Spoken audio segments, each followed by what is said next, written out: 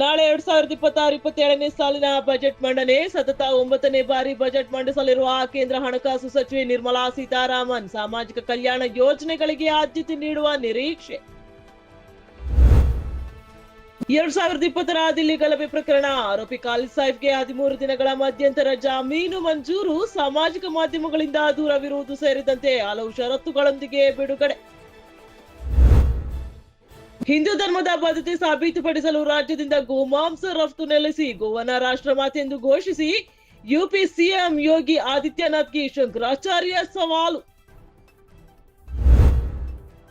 ಮಹಾರಾಷ್ಟ್ರಕ್ಕೆ ಮೊದಲ ಮಹಿಳಾ ಉಪಮುಖ್ಯಮಂತ್ರಿ, ಮಹಾರಾಷ್ಟ್ರ ಡಿಸಿಎಂ ಆಗಿ ಸುನೇತ್ರ ಪವಾರ್ ಪ್ರಮಾಣ ವಚನ ಸ್ವೀಕರಿಸುವ ಸಾಧ್ಯತೆ.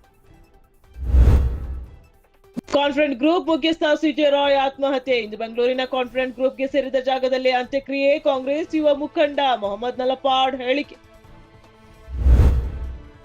17ನೇ ಬೆಂಗಳೂರು ಅಂತಾರಾಷ್ಟ್ರೀಯ ಚಲನಚಿತ್ರೋತ್ಸವ. ಪ್ಯಾಲೆಸ್ತೀನ್ ಸಿನಿಮಾ ಪ್ರದರ್ಶನದ ಪರ ಧ್ವನಿ ಎತ್ತುತ್ತಿರುವ ನಟ ಪ್ರಕಾಶ್ ರಾಜ್ ಹೇಳಿಕೆ ವಿರುದ್ಧ ವಾಗ್ದಾಳಿ ನಡೆಸುತ್ತಿರುವ ಬಿಜೆಪಿ.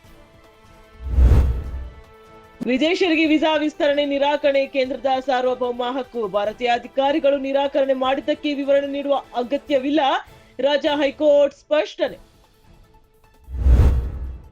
ಇನ್ಮುಂದೆ ಸರ್ಕಾರಿ ಬಸ್ ನಿಲ್ದಾಣಗಳಲ್ಲಿ ತಂಬಾಕು ಉತ್ಪನ್ನಗಳ ಜಾಹೀರಾತು ಪ್ರಚಾರ ಮಾಡುವಂತಿಲ್ಲ. ಸಾರ್ವಜನಿಕರ ಹಿತದೃಷ್ಟಿಯಿಂದ ಕೂಡಲೇ ಜಾರಿಗೆ ಬರುವಂತೆ ಸಾರಿಗೆ ಸಚಿವ ರಾಮಲಿಂಗಾರೆಡ್ಡಿ ಸೂಚನೆ. ಅಮೆರಿಕನ್ ವೈಮಾನಿಕ ದಾಳಿಯ ಭೀತಿ. ಹೊಸ ಕಾರ್ಯತಂತ್ರದ 1000 ಡ್ರೋನ್ಗಳನ್ನ ನಿಯೋಜಿಸಿದ ಇರಾನ್. ಆಸ್ತಿ ಮಾರಾಟ ಹೆಸರಿನಲ್ಲಿ ವಂಚನೆ ಪ್ರಕರಣ. ಆಸ್ಟ್ರೇಲಿಯಾದಲ್ಲಿ ಭಾರತೀಯ ವಿದ್ಯಾರ್ಥಿಗೆ 14 ತಿಂಗಳ ಜೈಲು ಶಿಕ್ಷೆ. ಐಟಿ ವಿದ್ಯಾರ್ಥಿ ಪ್ರದೀಪ್ ಬಂಧಿತ ಆರೋಪಿ. ಆಸ್ಟ್ರೇಲಿಯನ್ ಓಪನ್ ಟೆನ್ನಿಸ್ ಟೂರ್ನಿ 11ನೇ ಬಾರಿ ಫೈನಲ್ ತಲುಪಿದ ಜೊಕೋವಿಕ್, ಜೆನ್ನಿಕ್ ಸಿನ್ನರ್ ವಿರುದ್ಧ ರೋಚಕ ಜಯ.